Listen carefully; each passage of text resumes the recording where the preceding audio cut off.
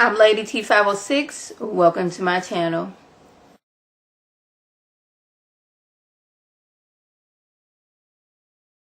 Hello everyone's.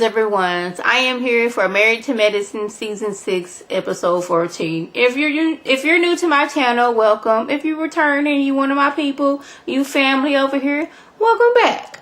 We had Cecil and Simone. They're on date night, and their date night turns into a heated conversation about his friend Tammy. Y'all know Tammy, that's a sore subject for Simone because she feels that he's there more emotionally for Tammy than he is for their relationship. And she did, until he realized how that hurts her, it's always going to be a wedge between them. Yes, they're back in their marital home. They're living on the same roof, sleeping in the same bed and all that stuff. But until he realizes how his friendship and how he puts Tammy almost above her emotionally, it's still going to be a wedge between them. I don't remember her discussing this last season at the reunion, but Tammy stayed with them. He invited Tammy to stay with them for Christmas.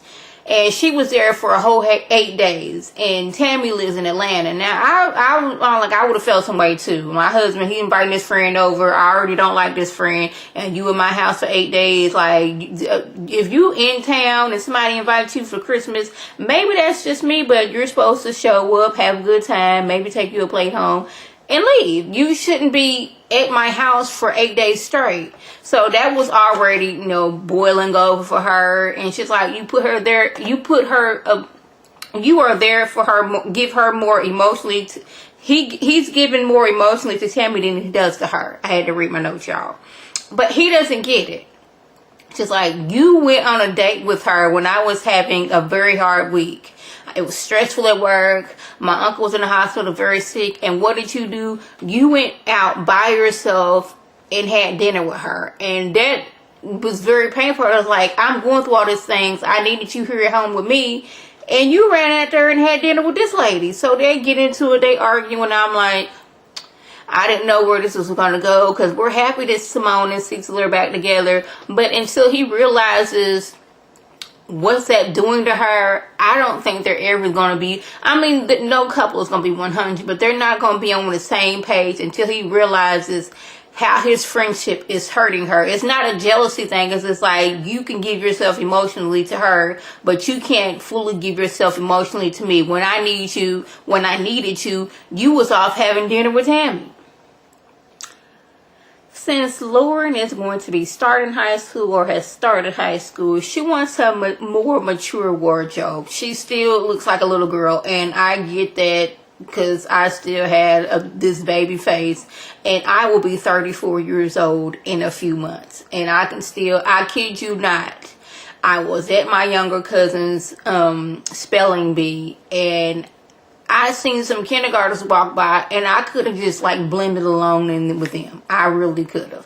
But anyway, she still has this baby face, and she wants to get out of that, I'm just this baby, I'm this little girl. She's a teenager now, so she wants a more teenage wardrobe. So Mariah has, what is his name? I cannot think of his name for nothing right now, but he was one of my favorites on Project Runway. I forgot what season it was on, but anyway, he's there to show Lauren a few pieces and more of a mature, more teenager, grown-up-ish wardrobe. And Mariah saying, it's hard for her to, accept the fact that Lauren, she's not this baby anymore.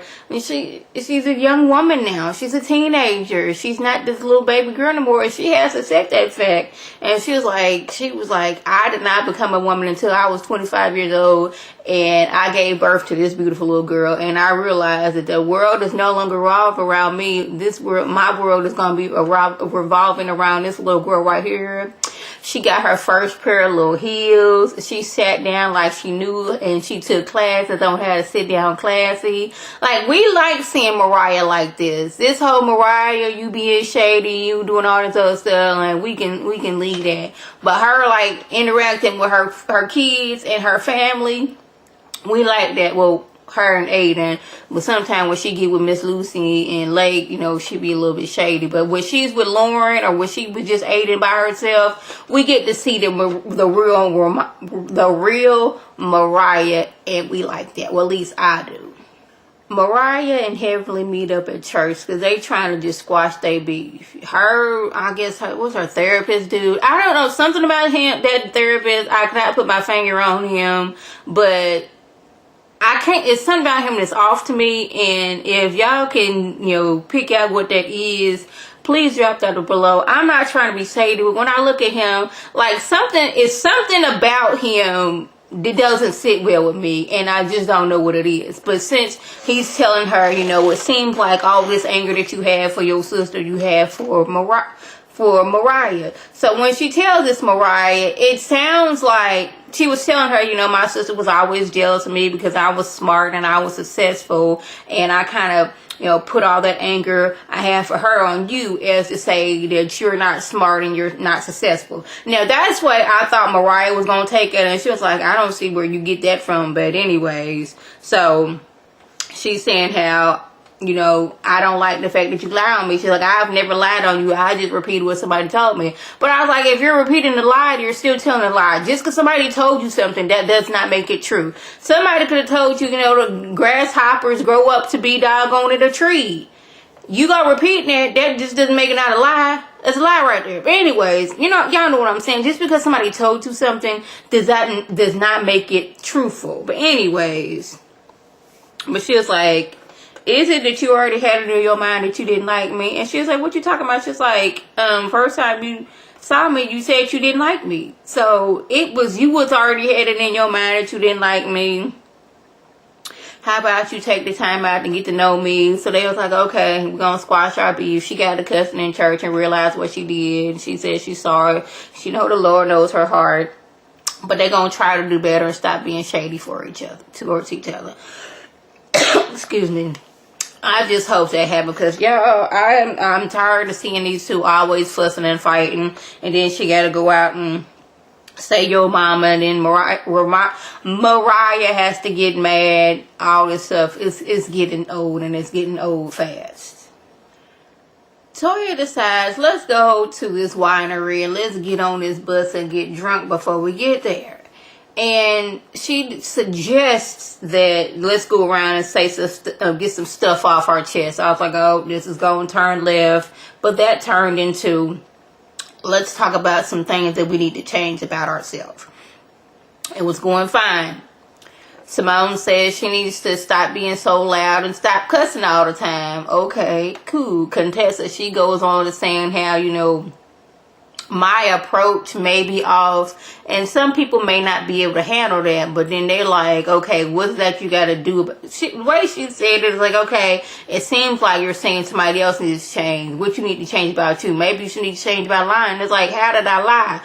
Well, we going back to Antigua when she had to ask, do you think Toya did this on purpose? So now your husband came downstairs and lied. My husband didn't come downstairs and lie. You keep on, it sounds like you call my husband a liar, and it sounds like you want to get choked.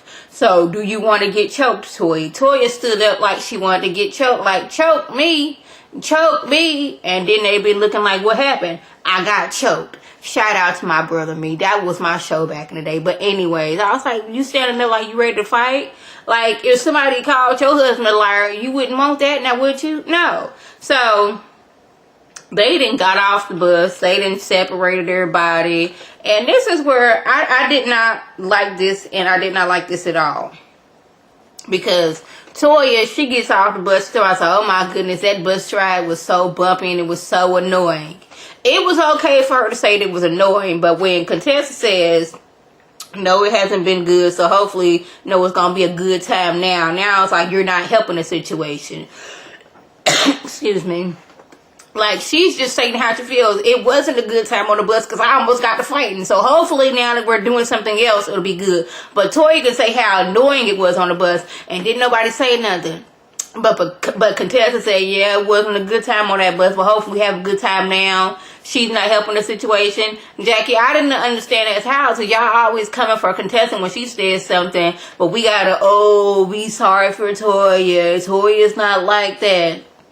But anyways, so I guess Toya may have been a little bit of drunk, because they get out and they didn't had their little wine inside. They didn't went outside. Oh, it's beautiful. She was like, you know, I just had to get some things off my chest. Now, I'm paraphrasing what you said. Basically, you call my husband a liar. I don't take too kindly if you call my husband a liar. You always saying your husband is overweight and he need to lose weight. But if you ask me, y'all in the same boat. Y'all both need to lose weight. Y'all got about the same BMI. And I was like, ooh,